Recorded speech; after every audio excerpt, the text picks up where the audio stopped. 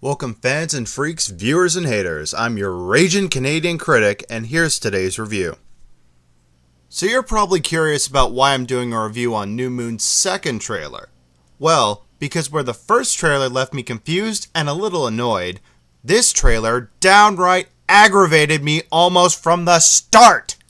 Just when I thought the Twilight films couldn't possibly try and reel more people in, they've laid their bait out just for about anyone. So the trailer starts out with Edward telling the audience and Bella about the Volturi, the vampire royalty who governs the race and enforces the laws. Bella seems confused at the fact that vampires actually have laws. Of course they have laws, you moron! Why else do you think you're the only human who knows they exist? Speaking of such, Alice reminds Bella that she knows too much about their kind, and it puts them all in danger, forcing Edward to make the decision of leaving Bella behind, and he asks her not to do anything reckless. Naturally, this falls into the classic depression montage found in a lot of love story movies these days. Bella says a huge hole has been punched through her chest. Not convinced? Well, she's actually so distraught over this high school breakup, she's screaming in her bed like she's possessed. Lady, you broke up with your boyfriend. Do you realize how melodramatic you're being? You're 17 years old. Grow up. So with her boyfriend out of the picture, Bella's old friend Jacob tries to help her and tells her he would never do something like Edward did. Subtle, dude. Real subtle. Why don't you just show up on her front porch with a guitar and a heart-shaped box of chocolates while you're at it? But of course, Bella refuses to admit the fact that Edward's gone and begins seeing hallucinations of him everywhere. Now wait just a cotton-pickin' minute here. You're telling us that the effects of being dumped is so profound on her that she's been psychologically warped? This chick is insane! And to show just how crazy she is, the trailer shows that the only way she's able to see these visions of her ex-boyfriend is by putting herself through life-threatening situations. Lady, I'm serious. Go to a doctor and get some freaking help. So after Bella's latest adrenaline rush of jumping off a cliff, Jacob asks the question that's probably on everybody's mind. What were you thinking?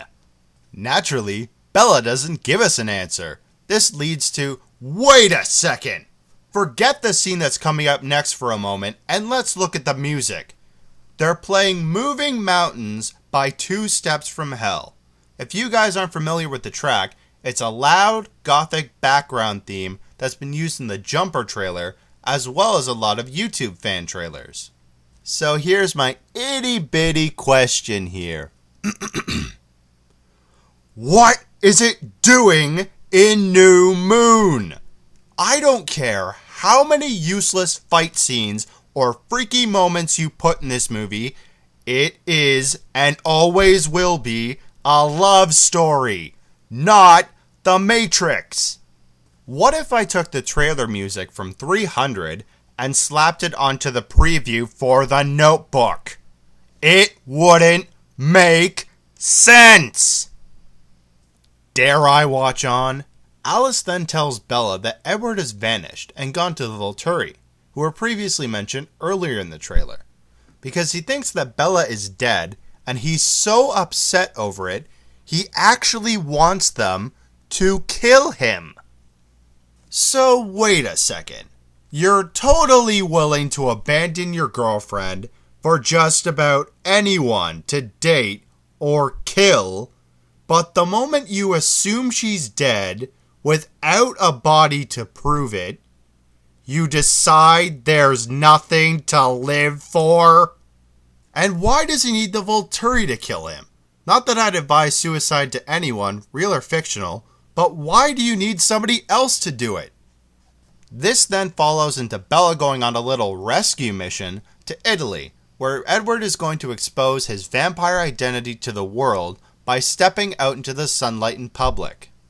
First of all, with this new movie, the vampires look even paler and now have red eyes night and day. Wouldn't that tip the people off just a little bit?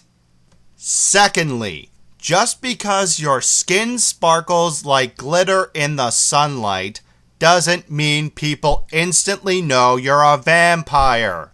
They'd probably think, wow, that guy looks like a tool. But they wouldn't think you're a bloodsucker. So with that, the trailer concludes with a wrap-up of a bunch of scenes showing the werewolves. Yeah, did you forget there was werewolves in this movie? And other characters fighting. Once that's over, the trailer's done. Finally! Over and over again, they showed shots of shirtless teenage boys walking around. No matter how much action or carnage you throw in there, this will always be for girls. Now, I'm not saying there's anything wrong with that. Women have as much right to have movies for their entertainment as much as we men do. What ticks me off is the fact that they're trying to lure guys in with all this action, and those of us who didn't sleep through the first movie may be unfortunate enough to watch this one. So do I have anything positive to say about this trailer? You'd probably be surprised to hear that I do. Just not a lot. From what I've seen so far, I enjoy Chris White's direction better than the direction of the first film, as well as this new vision of a less darker atmosphere like before. Another good point, unlike in the first movie, the vampires are actually scary here. In particular, I think Dakota Fanning as the new character Jane looks like she's doing a good job. And we didn't even get that much screen time of her. And finally, this also turns into better action than what we got in the first movie. Though I still do not take back my comments that this is a teen romantic film and not some supernatural thriller flick. So overall, my opinion is simple. Stop trying to make this movie into something it's not!